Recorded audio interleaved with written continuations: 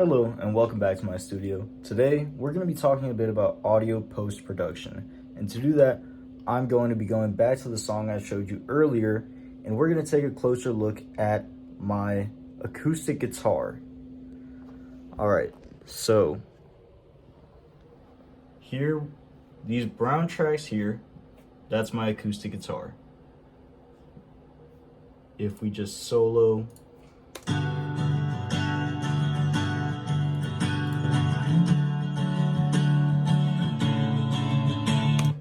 that's what they sound like right now. So what I've done here is,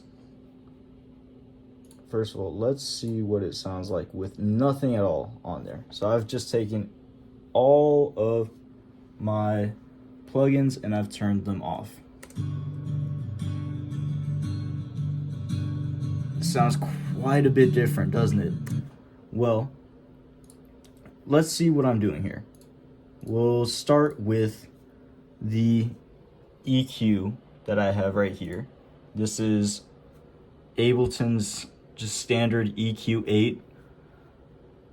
You can see I've done some high passing here and a tiny bit of low pass, a little high cut, I guess.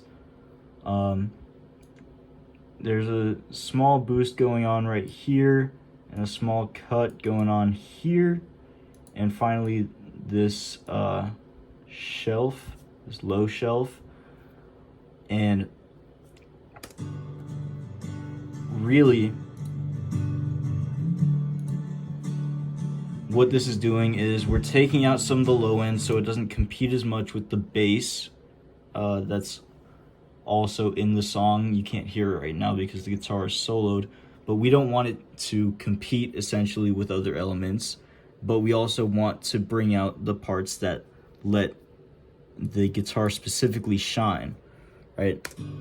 So that's why we're removing some of the low frequency, not all of it, of course. We still want the guitar to have some body, but just enough so it's not competing. And we're boosting some of the high end so we get a bit of that shine from the guitar. Now, these next two that I just turned on, those are our compressors. So I'm going from the EQ into a CLA2A and out of that into a CLA76. So I'm compressing it twice, and you'll see why in just a second. So if you look at the meters on these EQs, the first EQ is not doing a whole lot. You'll see whenever there's louder peaks, it'll catch those, but for the most part, it's not doing too much. This next EQ, though, it's doing quite a bit. It's kind of crushing that, really compressing that sound together.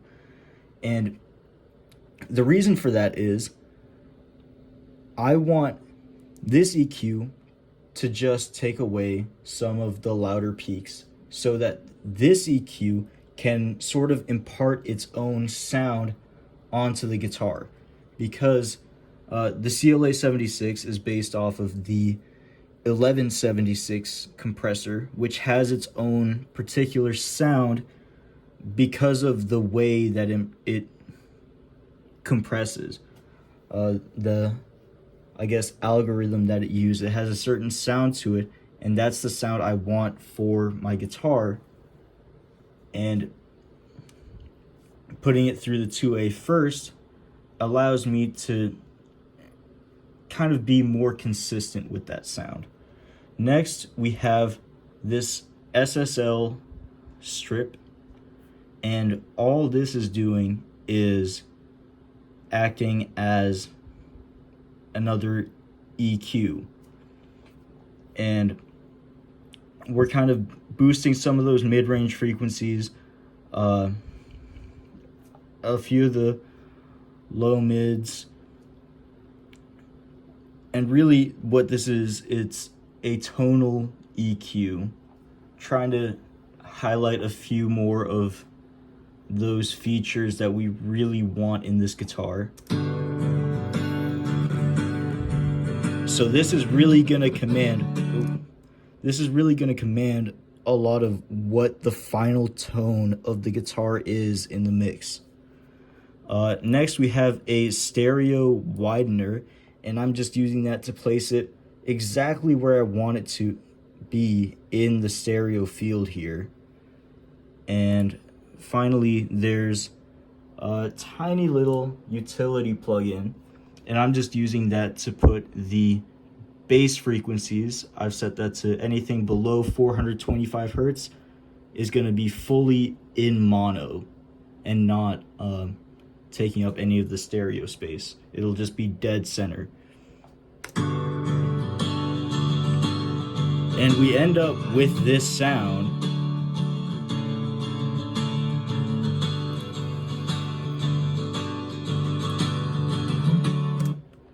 And you might notice there's 3 guitar tracks here.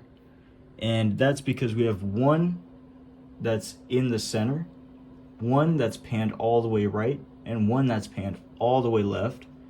And it's pretty subtle with this song, but usually that allows your guitar to have more presence within the mix.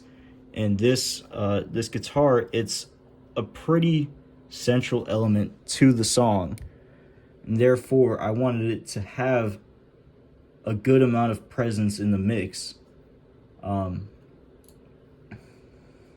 Yeah, so that's a breakdown of my guitar mix for the post-production